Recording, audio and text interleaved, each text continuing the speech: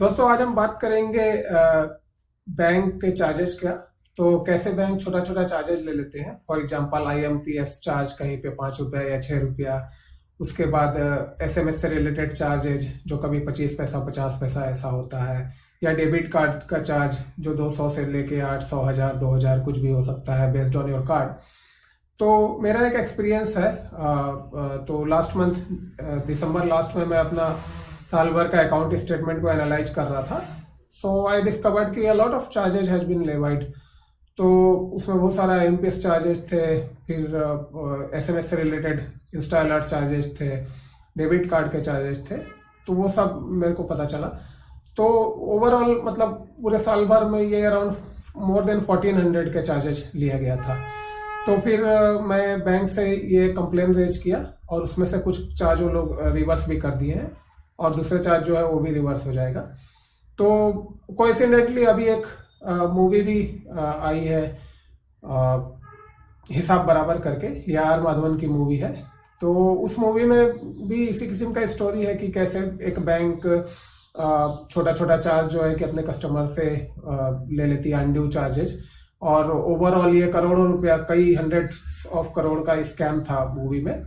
तो मैं ये नहीं बोल रहा हूँ कि एचडीएफसी भी ऐसा कोई स्कैम रन कर रही है, बट मेरे साथ जो एचडीएफसी का एक्सपीरियंस है, तो uh, मेरा एक प्रीफर्ड अकाउंट है, सैलरी अकाउंट एचडीएफसी में, जो कि एक हाई एंड का अकाउंट माना जाता है। और उसमें वो लोग खुद अपने वेबसाइट में ये मेंशन किए हैं कि आईएमपीएस चार्ज नहीं लगेगा या फिर डेबिट कार्ड का चार्ज भी वेव ऑफ है। बट ऐसा नहीं है। तो बहुत सारे चार्जेस लगे। फिर उसके बाद जब मैं अपने रिलेशनशिप मैनेजर से बात करता हूँ तो वो कुछ और बात बोलते हैं, बैंक के वेबसाइट में कुछ और बात दिया गया है। तो इसको लेके जब मैं मेल करता हूँ तो इनिशियली तो वो लोग रिलक्टेंट थे, बट जब मैं फिर आरबीआई ओम्बुड्समैन का हवाला देता हूँ तब फिर उसके बाद वो लोग चार्जेस वापस करते हैं। पूरा चार्ज तो नहीं वापस हुआ है अभी, लेकिन मेरे मेजर पोर्शन उसका more than 90% of the charges वापस हो गए हैं। तो अभी उसी चीज़ को मैं आपको दिखाऊंगा। मैं पूरा एक्सप्लेन करूंगा, ये बैंक स्टेटमेंट भी दिखाऊंगा। और इससे आपको फायदा ये होगा कि आप अपना खुद का भी बैंक स्टेटमेंट इसी तरीके से एनालाइज कर सकते हैं साल भर का।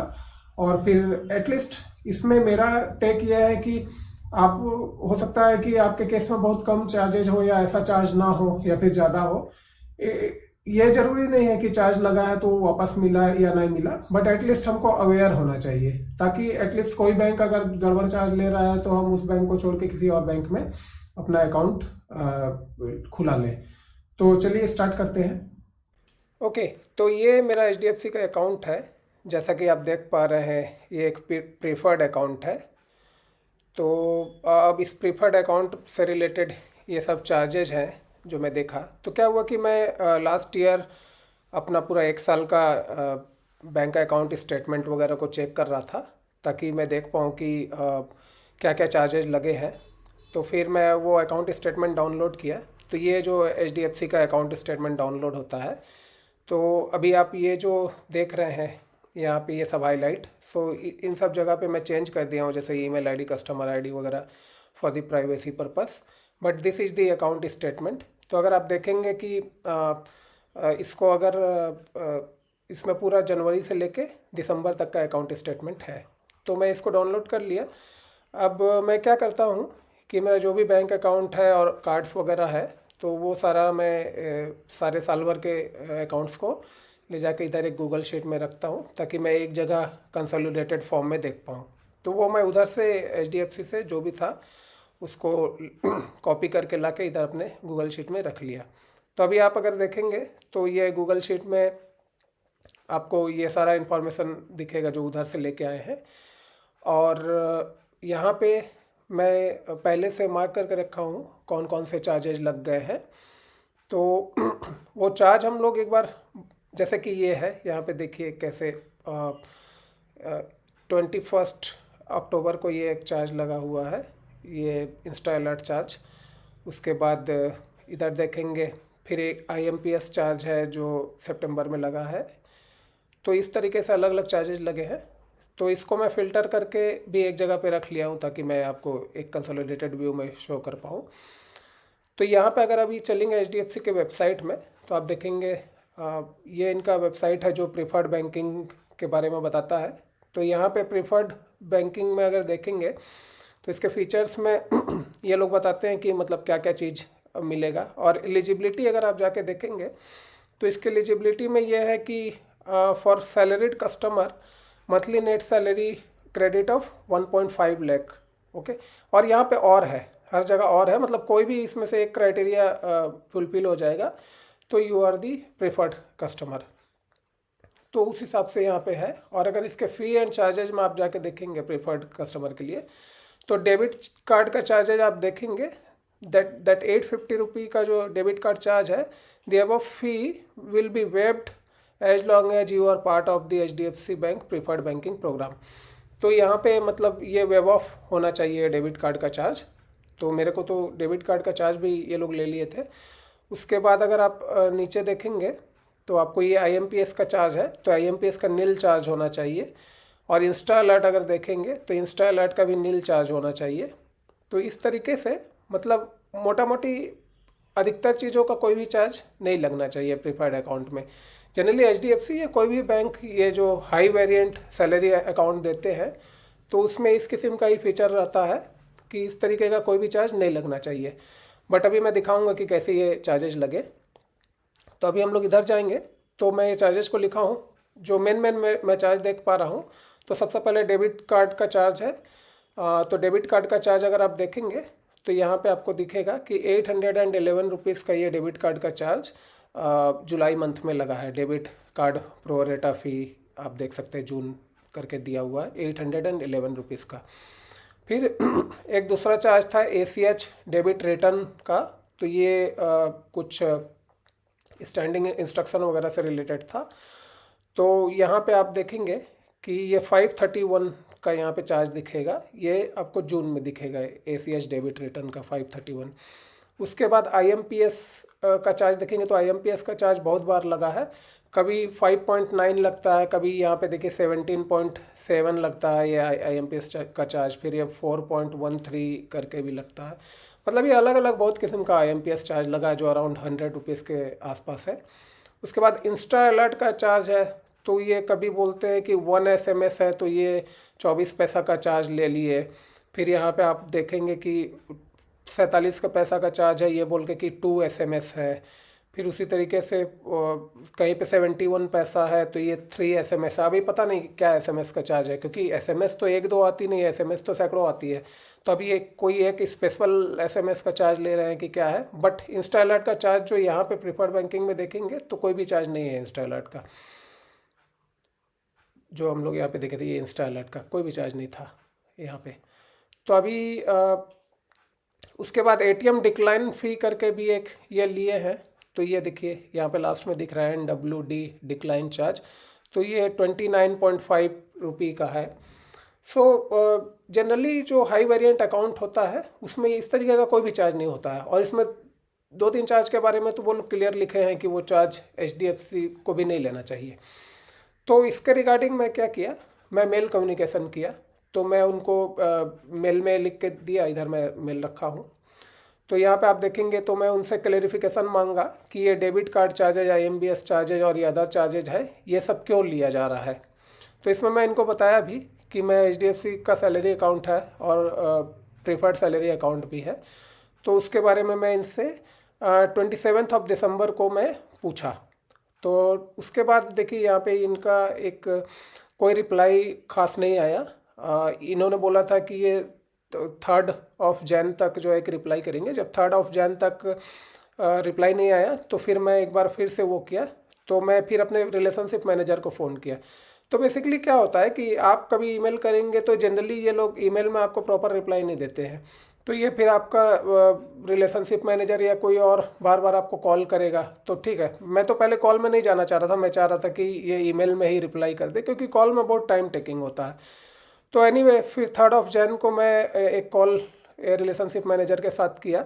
तो वो कॉल लगभग आधा घंटा से भी ज़्यादा वो लोग टाइम लिए, बट कॉल में रिजल्ट कुछ नहीं मिला। तो ये जो रिलेशनशिप मैनेजर है वो पहले बोल रहे थे कि आपको 2 लाख रुपए का AMB मेंटेन करना है, तभी आपको प्रेफर्ड बैंकिंग का बेनिफिट मिलेगा, अदरवाइज नहीं मिलेगा। तो फिर मैं उनको बोला भी कि आपके बैंक के वेबसाइट में तो ऐसा नहीं लिखा जाता है। तो एलिजिबिलिटी इधर आप जाके देखेंगे तो यहाँ पे आपको मिलेगा और करके, तो आप minimum average monthly balance of 2 lakh और क्वार्टरली बैलेंस इतना, और ऐसे करके यहाँ पे एक लास्ट में सैलरी है। तो जो सैलरी क्रेडिट अगर 1.5 लाख के ऊपर हो रहा है तो फिर ये सब रखने का ज़रूरत नहीं है। और सीधी सी बात है, अगर मेरे को 2 लाख रुपए का एएमबी ही रखना है तो फिर सैलरी अकाउंट का क्या फ़ायदा। तब तो मैं किसी भी बैंक में कोई भी हाई एंड अकाउंट खुलवा सकता हूँ। तो उस हिसाब से मैं वहाँ पे देखा। तो अभी देखिए ये ऐसा बोल रहे थे, तो फिर मैं इनको कॉल के बाद ये जो स्क्रीनशॉट का मैं फिर से स्क्रीनशॉट लेके उनके वेबसाइट से भेजा। तो अभी देखिए मैं उनको बोला भी, और लास्ट में ये देखिए मैं बोला भी कि I am completely frustrated with the kind of service I am getting and would like to take this matter further to the escalation matrix of HDFC और RBI ओम्बुड्समैन। तो अब देखिए क्या होता है ना कि बैंक आपको रिप्लाई नहीं करती है, और जैसे ही यहाँ पे आप जो RBI ओम्बुड्समैन का नाम लेंगे तो फिर वहाँ पे रिप्लाई में तेज़ी आ जाता है। तो 3 तारीख को मैं ऐसा ये करके इनको भेज दिया। तो फिर मैं क्या देखा उसके बाद विद इन 2-3 डे फिर मेरा पैसा जो है कि वापस भी आ गया, इधर 4 को या 5 को ही पैसा वापस आ गया। किसका? डेबिट कार्ड का चार्ज। तो यहाँ पर आप देखिए ये लोग लिखे भी है, और ये बोल रहे हैं कि also sent you mail regarding this, तो 811.25 हो गया। और इसको बोल रहे हैं regarding debit card as a service gesture. तो ये कोई सर्विस जेस्चर नहीं है, प्रीफर्ड में वो आप खुद ही यहाँ पे बोल रहे हो कि डेबिट कार्ड चार्जेज जो है, डेबिट कार्ड चार्जेज नील है। उसके बाद फिर आप बोल रहे हैं कि सर्विस जेस्चर, इसमें सर्विस जेस्चर क्या है? तो यहाँ पे है ना, तो तो इनका क्या पहले शुरू में बोलना था कि नहीं सर आप प्रीफर के लिए एलिजिबल नहीं थे, इसलिए आपका अकाउंट प्रीफर्ड से हटा दिया गया था। जबकि यहाँ जो एलिजिबिलिटी था 1.5 लाख का सैलरी क्रेडिट का, वो तो मेरा बहुत दिन से हो रहा था, मतलब वो तो हमेशा क्रेडिट हो रहा था। तो एलिजिबिलिटी में था ही, बीच में वो लोग क्या किए थे, शायद से प्रीफर्ड से डाउनग्रेड कर दिए थे खुद ही, और फिर खुद इसको अपग्रेड कर दिए। और उसके पीछे कोई रीजन नहीं है, क्योंकि जब सैलरी इज द क्राइटेरिया तो सैलरी तो हमेशा क्रेडिट हो रहा है। तो एनीवे वो गलत थे। तो फिर ये क्या कि डेबिट कार्ड का चार्ज जो है कि यहाँ पे रोल बैक कर दिए, क्योंकि मैं स्पेसिफिकली यहाँ पे डेबिट कार्ड का चार्ज आप देखेंगे कि यहाँ पे मैं मेंशन किया हुआ था ये डिटेल कौन सा डेबिट कार्ड का चार्ज लगा है। अच्छा, ये IMPS और अदर चार्जेज क्या छोटा छोटा चार्ज था, तो उसको मैं ध्यान नहीं दिया था, तो उसको मैं मेंशन नहीं किया था। तो आप देखिए कि इनका बोलना है कि उसके बाद कि मैं फिर से उनको ईमेल भेजा कि मैं उनको कंफर्म भी किया कि डेबिट चार्ज को रिटर्न करने के लिए। और उसके बाद मैं उनको बोला कि आगे वो IMPS वगैरह का जो चार्ज है उस चार्ज का भी देखने के लिए। तो उसके बाद कोई रिप्लाई नहीं आया। तो ये देखिए ये मैं भेजा था 7 जनवरी को। तो यहाँ पे अभी फिर आज मैं फिर जस्ट वीडियो बनाने से पहले मैं उनको फिर से भेजा कि भाई ये IMPS का चार्ज है, ये इंस्टा अलर्ट का चार्ज है, और ये ATM डिक्लाइन फ़ी है। तो अभी फिर से मैं ये सारा डिटेल उनको भेज दिया हूँ, तो फिर देखते क्या है।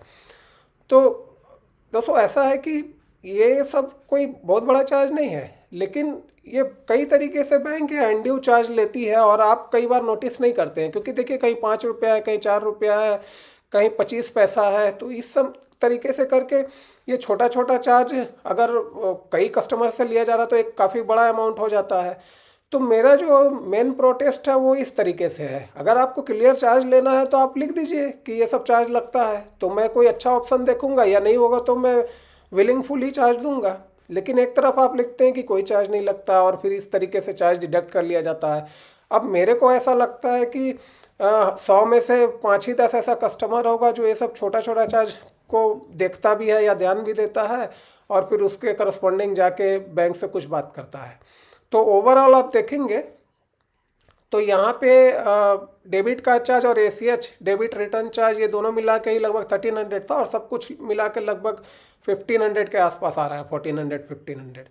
तो ACH डेबिट जो रिटर्न चार्ज था ये तो जून में ही जब मैं देखा था, तो फिर मैं ईमेल भेज के उनको जो सर्कमस्टांस था वो समझा के वो मैं रोल बैक करा लिया था। तो अभी मेरा डेबिट कार्ड वाला रिटर्न हो गया, ये रिटर्न हो गया, और छोटा मोटा जो 100 रुपये के आसपास का चार्ज अभी ये लोग नहीं किए हैं, जो कि वो भी वो कर देंगे, क्योंकि उनको भी पता है कि ये जो चार्जेज है वो गलत है। तो जो भी गलत चार्ज है वो तो रिटर्न करना ही पड़ेगा अगर कस्टमर रेज कर रहा है, क्योंकि ये बात अगर आप कंप्लेन करेंगे वो रिटर्न नहीं करते हैं, और इस बात को RBI ओम्बुड्समैन के पास आप ले जाते हैं, तो फिर RBI बैंक के खिलाफ एक्शन ले सकती है। तो इसलिए इसमें मेरा जो मेन था बात कि अगर आपको बैंक कोई भी चार्ज ले रही है तो उसको इग्नोर ना करें, और कम से कम मतलब आपको एक बार तो ईयरली बेसिस पे बैंक का पूरा साल भर का अकाउंट स्टेटमेंट डाउनलोड करके उसको 5-10 मिनट के लिए देखना चाहिए कि कहीं कोई ऐसा डेबिट या क्रेडिट तो नहीं हो गया जो आपको पता नहीं है। तो एटलीस्ट अवेयर रहेंगे आप नहीं लेना चाहते return, that's okay, but at least awareness तो रहना ही चाहिए। और कई बार आप छोटा छोटा चार्ज को देखेंगे तो हो सकता है ये बहुत हो जाए, हज़ारों रुपया का हो जाए, जैसे 1500 तो यहीं पे हो गया है, बट कोई और अनअवेयर है तो हो सकता है 3-4 हज़ार रुपया का चार्ज लग जाए। तो उन सब चीज़ के लिए अवेयर रहना बहुत ज़रूरी है।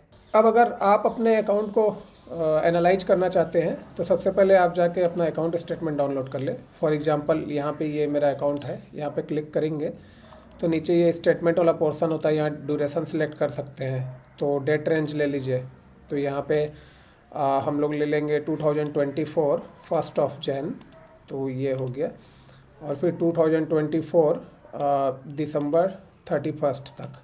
तो अगर ये डेट रेंज सिलेक्ट कर लीजिए, उसके बाद यहाँ पे डाउनलोड, तो यहाँ पे फॉर्मेट आता है, तो फॉर्मेट में XLS ले लेंगे और डाउनलोड। अब यहाँ पे चूँकि मैं रिसेंटली डाउनलोड किया था तो ये रिसेंटली डाउनलोडेड स्टेटमेंट में जाने के लिए बोल रहे हैं।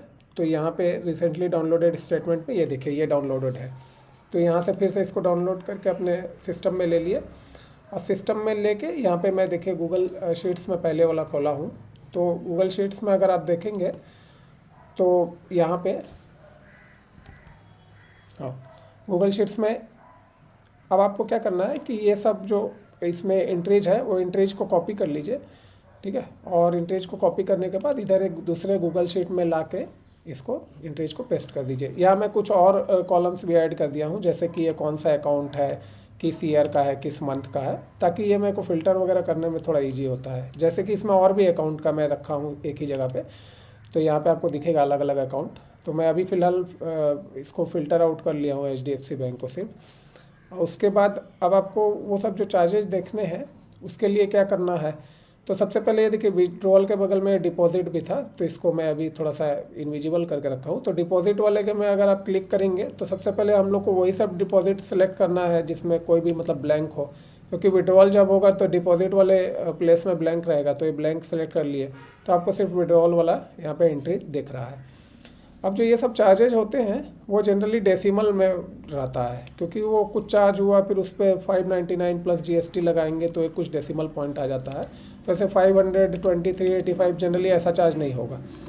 तो अगर आपका थाउजेंड्स ऑफ ट्रांजेक्शन्स है तो आप कैसे देख सकते हैं, तो एक रफ ओवरव्यू ऐसे देखते रहिए तो आप देखेंगे जैसे ऐसे चार्ज है तो 0.24 आया इसमें, यहाँ पे एक चार्ज है तो 5.9 आया।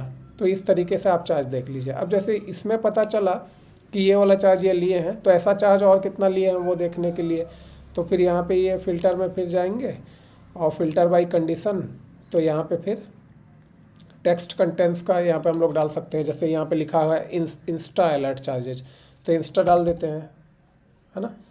तो इंस्टा डाल देंगे टेक्स्ट कंटेंट्स में और इसको ओके कर देंगे। तो ये जो भी इंस्टा अलर्ट का चार्ज लिए हैं तो यहाँ पे दिख गया।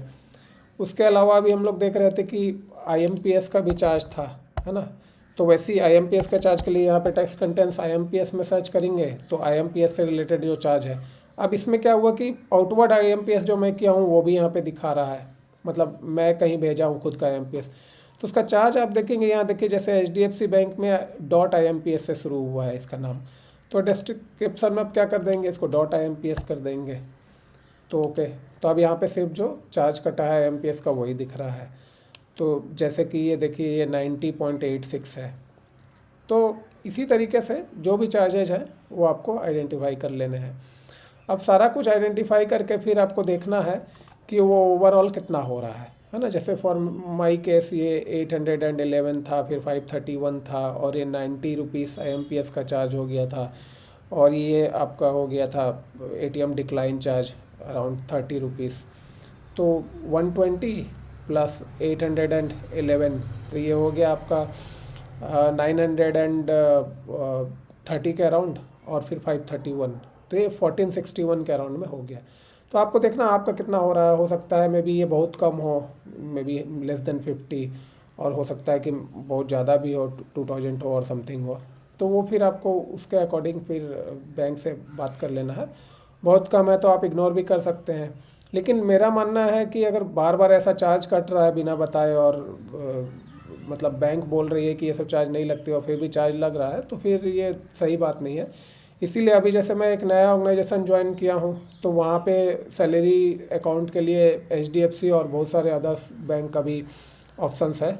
तो मैं अभी को HDFC को डिसकंटिन्यू करने का प्लान है मेरा। तो मैं HDFC की जगह अब एक्सिस बैंक में ये किया हूँ। तो एक्सिस बैंक से अभी बात हुई है मेरी, तो वो लोग एक्सिस बैंक का बरगंडी अकाउंट ऑफ़र कर रहे हैं। वो भी एक हाई एंड अकाउंट है और उसमें भी इस तरीके का बहुत सारा चार्जेज नहीं लगता है। तो इसलिए मैं स्विच कर लूँगा।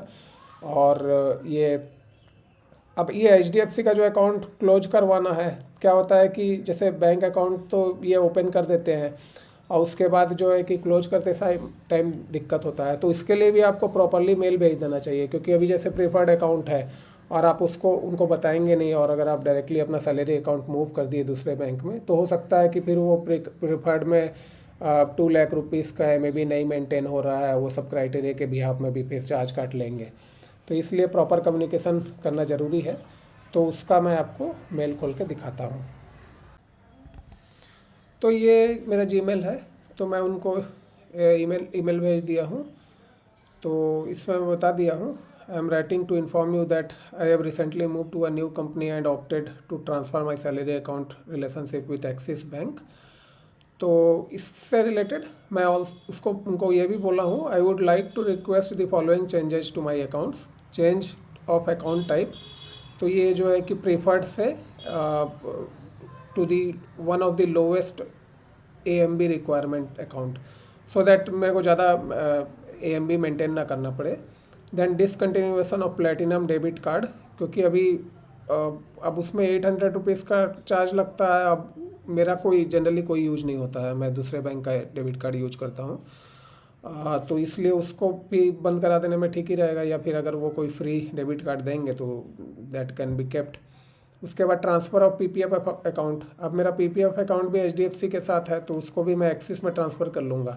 और ये जब ट्रांसफ़र हो जाएगा तो मैं पूरे ही तरीके से HDFC का अकाउंट बंद कर सकता हूँ।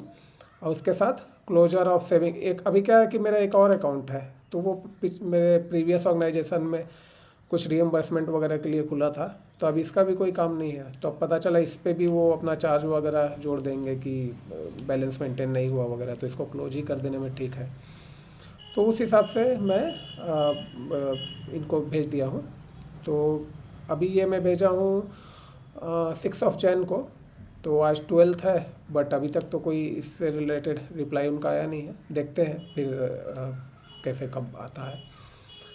तो इस तरीके से अगर आप भी मूव कर रहे हैं तो आप एक क्लियर एक ईमेल कम्युनिकेशन कर दें, तो उससे क्या होगा कि लेटर ऑन अगर वो कोई चार्ज लेते हैं तो आपके पास एक प्रूफ रहेगा कि यू हैव रेज्ड दिस। तो आप देख चुके हैं कि किस तरीके से चार्जेस लगाए गए और किस तरीके से मैं उसको रोल बैक कराया। आप भी सेम प्रोसेस को यूज करके अपना सारा अकाउंट एनालाइज कीजिए। और सिर्फ एक बैंक नहीं दोस्तों, ये तो मैं HDFC का एग्जांपल दिया, इसके अलावा और कई और बैंक में भी मेरा अकाउंट है, वहाँ भी टाइम टू टाइम इस तरीके का कुछ ना कुछ छोटा मोटा चीज़ होते रहता है। क्रेडिट कार्ड में भी इस तरीके का चीज़ हो सकता है। तो आप एटलीस्ट सबको नहीं तो जिस बैंक में आपका सबसे ज़्यादा ट्रांजेक्शन होता है उसको तो कम से कम जरूर एनालाइज कीजिए और एक अवेयर रहिए कि क्या हो रहा है आपके अकाउंट में और आपके साथ क्या चार्जेज लग रहे हैं।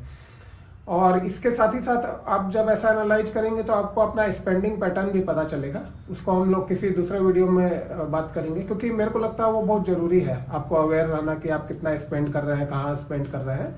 तो वो भी हम लोग देख लेंगे। तो तब तक के लिए अगर आपको ये वीडियो अच्छा लगा तो लाइक करें, अपना जो विचार है उसको कमेंट भी करें। अगर आपको जो है कि एक मेरे साथ डिस्कस करना है तो आप कमेंट कीजिए, तो हम लोग एक 1-to-1 कॉल लेके भी इस पे बात कर सकते हैं। और इसी तरीके से फिनांस से जुड़े और इम्पोर्टेंट चीज़ों के बारे में मैं कोशिश करूंगा कि आगे भी कुछ वीडियो बनाया जाए। तो उसके लिए आप जो है कि चैनल को भी सब्सक्राइब कर लें और बेल बटन को भी प्रेस कर दें, ताकि कभी ऐसा और वीडियो आएगा इन्फॉर्मेटिव तो आपको उसके बारे में पता चलते रहे।